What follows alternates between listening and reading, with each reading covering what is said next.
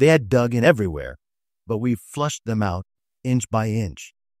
The Japanese had turned every ridge, every cave, every twisted root system in the mountains of Luzon into a fortress of death.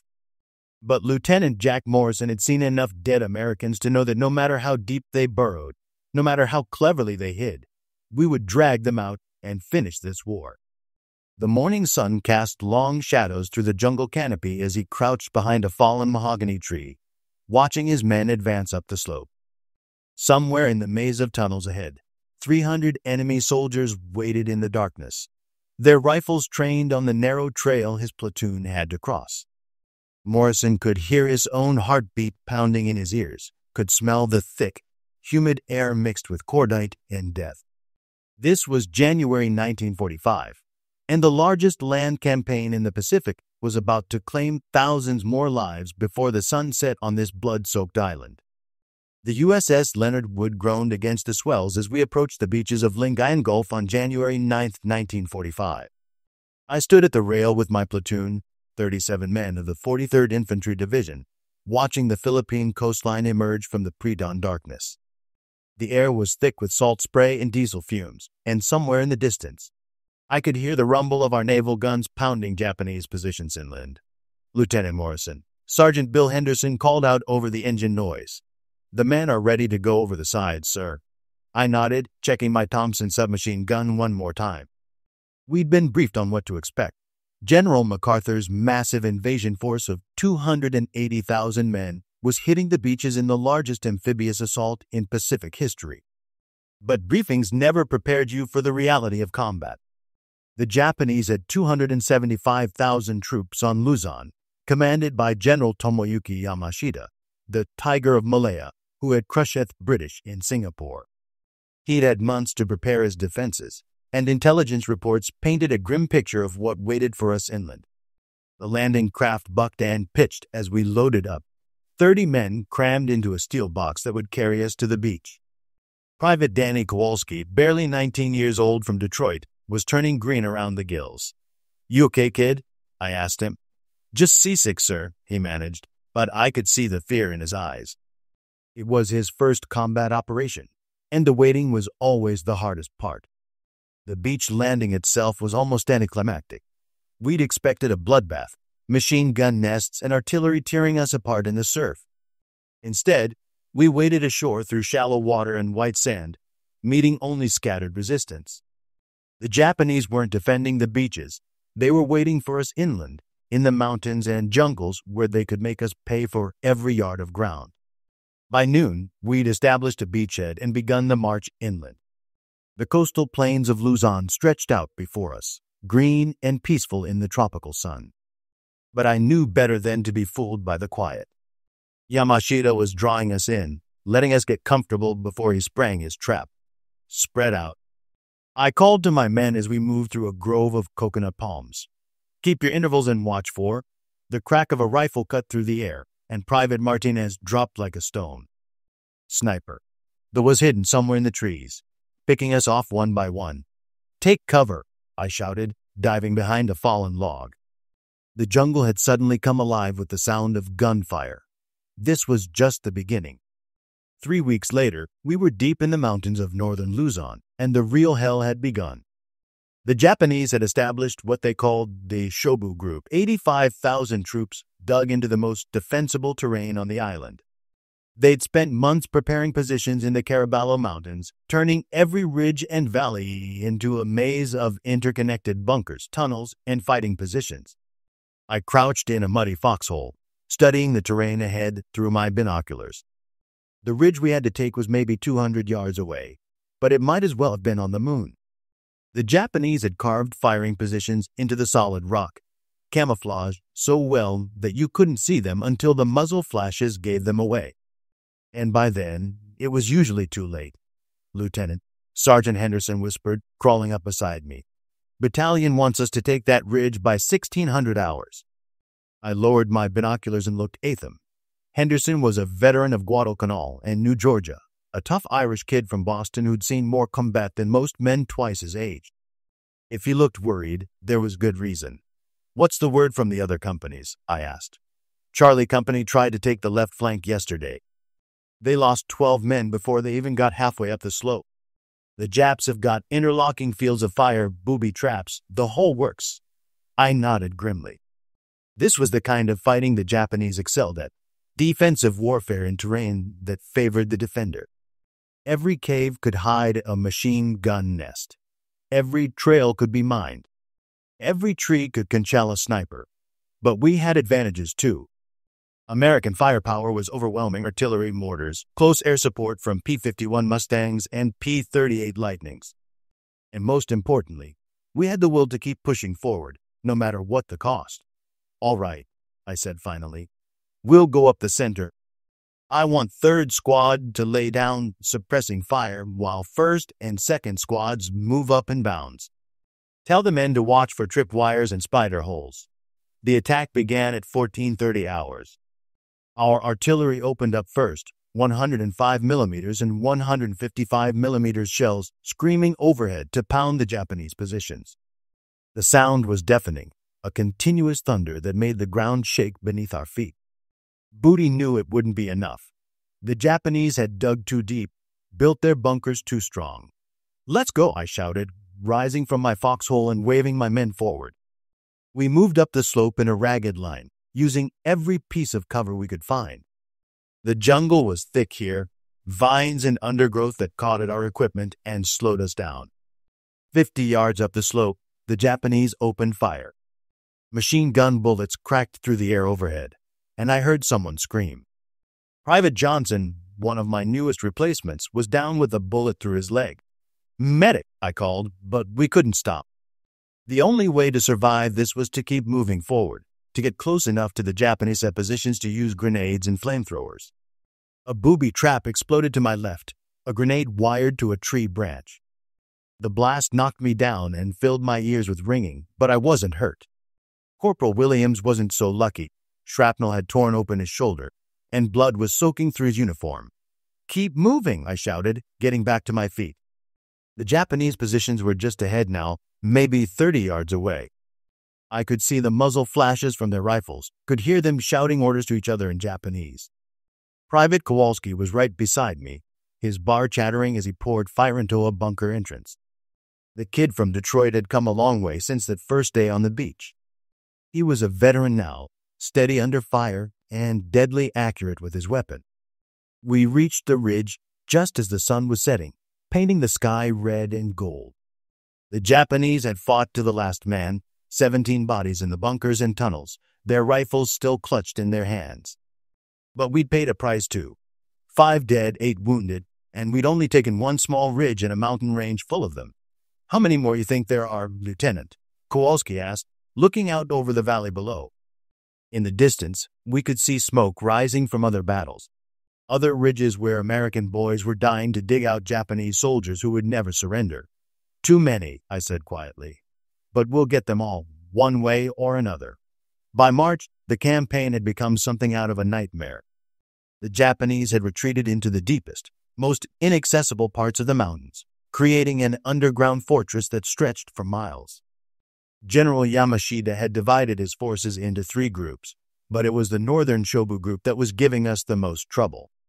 They'd had years to prepare these positions, and every tunnel, every bunker, every fighting position had been designed to maximize American casualties. I was leading a patrol through a narrow valley when we stumbled onto one of their tunnel complexes. It was Sergeant Henderson who spotted it first, a camouflaged entrance hidden behind a curtain of vines and vegetation. "Hold up," he whispered, raising his hand to stop the patrol. "Something's not right here." I crept forward, studying the ground. The earth looked wrong somehow, too smooth, too carefully arranged. And then I saw it, fresh dirt, recently excavated, scattered among the fallen leaves. "Tunnel entrance," I said quietly. "Pass the word back. Tell battalion we found something big." What we'd found was the entrance to a complex that stretched for over a mile underground. The Japanese had carved rooms and corridors out of the solid rock, creating a fortress that could house hundreds of soldiers. They had ammunition storage, sleeping quarters, even underground hospitals where they could treat their wounded. But they'd made one mistake. They'd built their ventilation system with only a few exit points, thinking they could control who went in and out. What they hadn't counted on was American ingenuity and our willingness to use any weapon necessary to win. Flamethrowers, I told my platoon sergeant. We're going to smoke them out. The plan was simple but brutal. We'd seal off most of the tunnel exits and then pump flame and smoke into the complex through the main entrance. The Japanese would have to choose between burning alive or coming out to fight in the open where our superior firepower could finish them. It took 6 hours to clear the complex. Some of the Japanese came out fighting, charging our positions with bayonets fixed, screaming their battle cries. Others chose to die in the tunnels rather than surrender. When it was over, we counted 127 enemy dead and captured enough weapons and ammunition to supply a battalion. But the victory came at a cost. The smoke and flames had damaged some of the tunnel supports and part of the complex collapsed while we were still inside. 3 of my men were trapped in the rubble, Private Martinez, Corporal Davis, and a replacement whose name I never learned. We spent 2 days digging them out, but by then it was too late. They knew what they were getting into, Sergeant Henderson said as we stood over the 3 fresh graves. They did their duty. I nodded, but the words felt hollow. Duty was a cold comfort when you were writing letters to mothers and wives, trying to explain why their boys had died in a tunnel on the other side of the world. The tunnel complex was just one of dozens we'd encounter over the next month. The Japanese had turned the mountains of Luzon into a fortress, and we were having to dig them out one bunker at a time. Intelligence estimates put their strength at over 50,000 troops in the northern mountains alone, and they were fighting with a fanaticism that bordered on madness. But we were winning. Slowly, methodically, we were crushing them.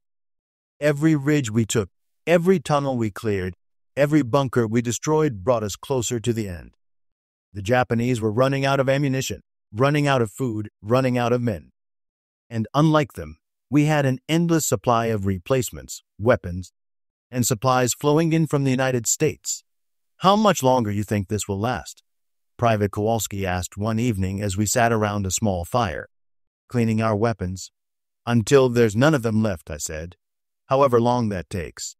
By July 1945, the end was in sight. The Japanese resistance in the mountains was crumbling, their supplies exhausted, their ammunition running low. But they were still fighting, still making us pay for every yard of ground. General Yamashita had issued orders that his men were to fight to the death, and most of them were following those orders to the letter. We'd been in the mountains for 6 months now, and my platoon was barely recognizable. Of the 37 men who had landed at Lingayen Gulf, only 14 were still with me. The rest were dead, wounded, or evacuated for medical reasons. The replacements who'd taken their places were good soldiers, but they lacked the experience and cohesion that came from fighting together for months. The final phase of the campaign began on July 1st with a coordinated assault on the last major Japanese stronghold in the Caraballo Mountains. Intelligence reports indicated that General Yamashita himself might be in the area, commanding the final defense of his mountain fortress. My platoon was assigned Totaki Hill 1205, a steep, rocky peak that dominated the surrounding terrain. The Japanese had turned it into a fortress with multiple defensive lines and interlocking fields of fire. They'd had months to prepare, and they weren't going to give it up easily. This is it, I told my men as we prepared for the assault. This is what we've been working toward for 6 months. After this, we go home. The attack began at dawn with the heaviest artillery barrage I'd ever seen. For 2 hours, American guns pounded the Japanese positions with everything we had, 105 millimeters and 155 millimeters artillery, 4.2-inch mortars, even naval gunfire from destroyers offshore. The sound was continuous, a rolling thunder that seemed to shake the entire mountain. But when the barrage lifted and we began our assault, the Japanese were still there. They came out of their bunkers in caves like angry hornets, their rifles and machine guns chattering as they poured fire down the slopes. The mountain seemed to come alive with muzzle flashes and the crack of bullets. First squad. Left flank, I shouted, trying to coordinate the assault over the noise of battle. Second squad, follow me up the center. We moved up the slope in bounds, using every piece of cover we could find. The Japanese had cleared fields of fire on the approaches, cutting down trees and removing vegetation so they could see us coming. But we had close air support now, P-51 Mustangs screaming in low to strafe the Japanese positions with 50 caliber machine guns and 500-pound bombs. Halfway up the slope, I heard the distinctive crack of a Japanese rifle and felt something tug at my helmet. A sniper, hidden somewhere in the rocks above. I dove behind a boulder just as another bullet chipped the stone beside my head. "Sniper!" I called out. 2 o'clock, about 50 yards up. Private Kowalski, now a seasoned veteran with 6 months of mountain fighting behind him, spotted the muzzle flash and put a burst from his bar into the rocks. The sniper's rifle went silent. The final assault took 4 hours. We fought our way from bunker to bunker, cave to cave, using flamethrowers and satchel charges to clear each position. The Japanese fought with desperate courage, but they were outnumbered and outgunned. When it was over, we counted 43 enemy dead on Hill 1205 alone. As the sun set on July 15, 1945, the last organized Japanese resistance in the mountains of Luzon finally collapsed. General Yamashita's Shobu Group had been crushed, scattered, and destroyed. The survivors were hiding in small groups in the deepest parts of the jungle, but they were no longer a military threat. The cost had been enormous. In the 6 months of fighting in the mountains, the Japanese had lost over 65,000 soldiers killed, wounded, or captured. But we'd paid a price too. Thousands of American soldiers had died or been wounded in the brutal mountain warfare. My own platoon had been typical of the American experience. We'd started with 37 men and ended with 14 originals still on their feet. The official surrender ceremony took place on September 2, 1945, aboard the USS Missouri in Tokyo Bay. But for those of us who had fought in the mountains of Luzon, the war had ended weeks earlier, when the last Japanese soldier laid down his arms in the caves and tunnels of the Caraballo Mountains. I stood on the deck of a transport ship, watching the Philippine coastline disappear into the distance. In my pocket was a letter from my wife, telling me that she'd named our new son after my platoon sergeant, Bill Henderson, who died in the final assault on Hill 1205. It seemed fitting somehow the boy would carry the name of one of the bravest men I'd ever known. The Battle of Luzon had been the largest land campaign in the Pacific Theater, involving over 280,000 American troops and lasting 10 months. We'd crushed the Japanese 14th Area Army, killing or capturing over 200,000 enemy soldiers. But the victory had come at a terrible cost, over 37,000 American casualties, including 8,000 dead. The mountain phase of the campaign had been particularly brutal. General Yamashita's defensive strategy had been brilliant in its simplicity. Make the Americans pay so dearly for every yard of ground that they'd lose the will to fight. But he'd underestimated American determination and the industrial might that backed our forces in the field. In the end, the Japanese had fought with incredible courage and determination. They'd turned the mountains of Luzon into a fortress and defended it with a fanaticism that was both admirable and terrifying. But courage and determination weren't enough against American firepower, logistics, and the simple fact that we could replace our losses while they couldn't. The jungle warfare had been unlike anything we'd experienced in Europe. Every tree could hide a sniper, every trail could be mined, every cave could conceal a machine gun nest. The Japanese had mastered the art of defensive warfare in terrain that favored the defender. But we'd learned to fight their kind of war, and we'd beaten them at their own game.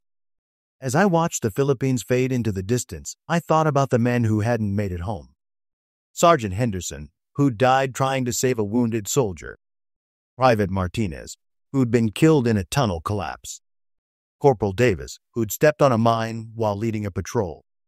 They'd all died far from home, in a war that most Americans couldn't even locate on a map. But they hadn't died in vain. The destruction of the Japanese 14th Area Army had eliminated the last major threat to American control of the Philippines. The islands were now secure, providing a base for the planned invasion of Japan itself. The war in the Pacific was winding down, and American victory was assured. The cost of that victory was something I'd carry with me for the rest of my life.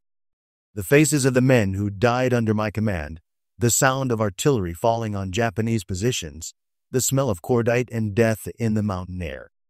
The war was over, but the memories would never fade. Years later, when people asked me about the war, I'd tell them about the courage of the men who fought beside me, about the price of victory, and about the importance of never forgetting the sacrifices made by an entire generation of Americans. The Battle of Luzon had been a decisive victory, but it had also been a reminder of the terrible cost of war. We'd won because we'd been better equipped, better supplied, and better supported than our enemies. But most importantly, we'd won because we'd been fighting for something worth dying for, the freedom and security of the United States and its allies. The 65,000 Japanese soldiers who died in the mountains of Luzon had fought bravely for their emperor and their homeland. But in the end, they'd been fighting for a cause that was doomed from the start. The war in the Pacific had been decided not by courage or determination, but by industrial capacity and the ability to project power across vast distances. America had both in abundance, while Japan had neither. The outcome had been inevitable from the moment the first American soldier set foot on Philippine soil. As the transport ship carried us home across the Pacific, I knew that we'd witnessed the end of an era. The age of Japanese expansion in the Pacific was over, crushed by American military might and industrial power.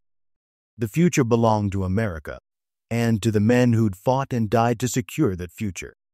The Battle of Luzon had been our victory, but it had been purchased with the blood of American boys who'd never see home again. That was the true cost of victory, not just the enemy soldiers we'd killed, but the friends and comrades we'd lost along the way. It was a price that would stay with us forever, a reminder of what freedom truly costs.